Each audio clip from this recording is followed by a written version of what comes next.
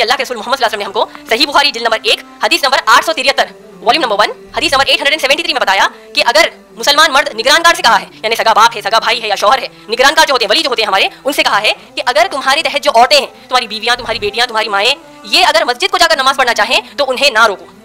यहाँ तक कि सही बुखारी की जिल्द नंबर 1 हदीस नंबर 865 में आया है कि मोहम्मद सल्लल्लाहु अलैहि वसल्लम ने फरमाया कि अगर तुम्हारी औरतें रात के वक्त भी नमाज पढ़ने जाना चाहे मस्जिद को तो उन्हें ना रोको। इन तमाम बातों का अगर हम निचोड़ देख लें, इसका एक जुज़ मालूम कर लें तो यही होगा कि इस्लाम में मुसलमान औरत को मस्जिद जाकर नमाज पढ़ने से नहीं रोका, लेकिन इसके साथ साथ मुसलमान औरत के लिए जब जमात से ही नमाज पढ़ना फर्ज नहीं है तो मस्जिद को जाकर नमाज पढ़ना भी फर्ज नहीं है।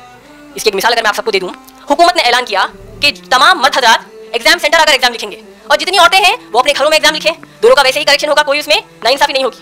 औरतें अगर एग्जाम सेंटर को भी अगर एग्जाम लिखना चाहती हैं तो भी लिख सकती हैं, लेकिन जितने मार्क्स या जैसा करेक्शन मर्दों का होगा, औरतों का भी अगर से कि वो घर बैठे लिखती हैं उनका वैसे ही होगा।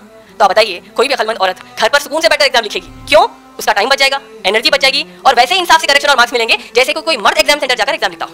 तो वैसे ही इस्लाम में मुसलमान औरत को मस्जिद जाकर नमाज पढ़ना उसके लिए जायज़ है, उसको नहीं रोका गया। लेकिन अबू दाऊद की एक हदीस है जिल्द नंबर 1 हदीस नंबर 567 वॉल्यूम नंबर 1 हदीस नंबर 567, अल्लाह के रसूल मोहम्मद सल्लल्लाहु अलैहि वसल्लम ने फरमाया कि औरतों के लिए सबसे बेहतरीन जगह नमाज की उसका घर है। एक और रिवायत में आता है कि घर में भी घर का कोना है।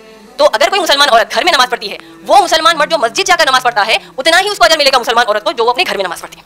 तो एक चीज़ हमको बात होनी जरूरी।